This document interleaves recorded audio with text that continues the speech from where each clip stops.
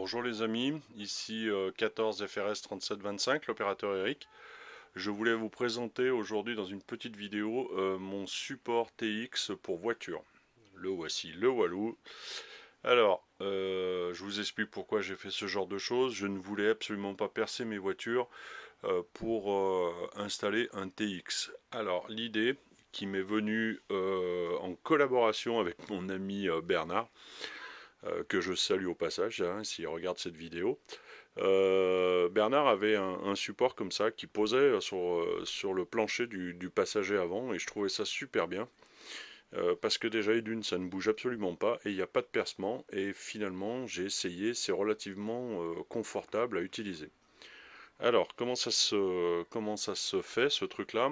Donc, une gueuse assez lourde, ça fait à peu près 15 kilos. Alors, mon ami Bernard m'en a gentiment donné une.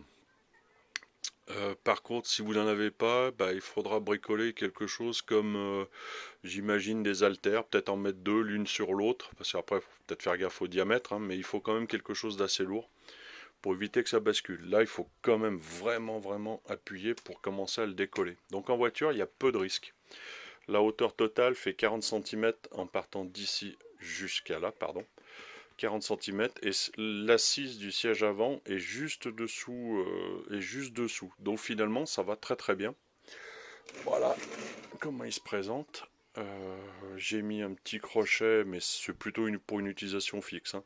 J'ai mis un petit crochet magnétique comme ça, ce qui me permet de pendre mon micro.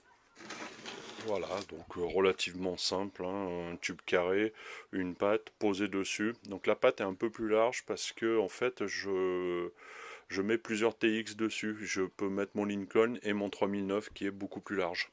Et comme ça j'ai une bonne portée, ça ne bouge pas. Là il n'est pas vissé, hein. C'est pour ça que mon petit moustique là-haut bouge un petit peu. Voilà, donc ça marche très bien, il n'y a pas de percement, surtout quand vous avez un véhicule de fonction où vous n'avez pas trop le droit de faire des trous. Et puis cet après-midi, j'ai eu une petite idée, je me suis dit, tiens, finalement, on part en pique-nique, sur une table, j'ai envie de faire un peu de modulation. Je dis, bah ouais, voilà, j'ai ça à la base, qu'est-ce que je pourrais bien faire? Donc du coup, qu'est-ce que j'ai fait? Et ben voilà, les amis, j'ai rajouté un tube. Voilà, pardon. J'ai rajouté un tube qui s'emboîte ici, verrouillable par une vis ici.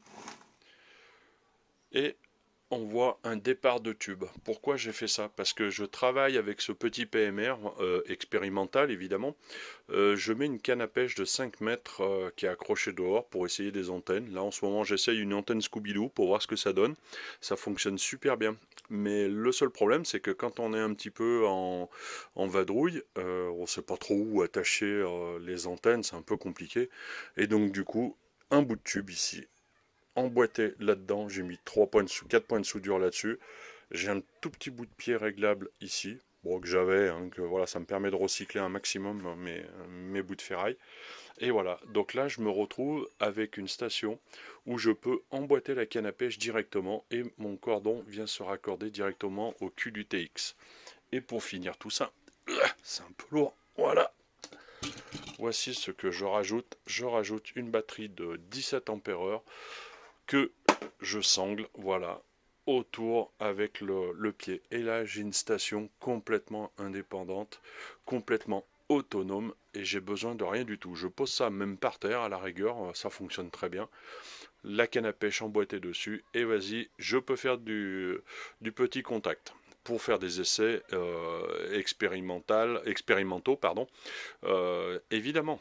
Allez, je vous laisse les amis, bon bricolage, les bonnes amitiés de 14 FRS 3725. Au revoir.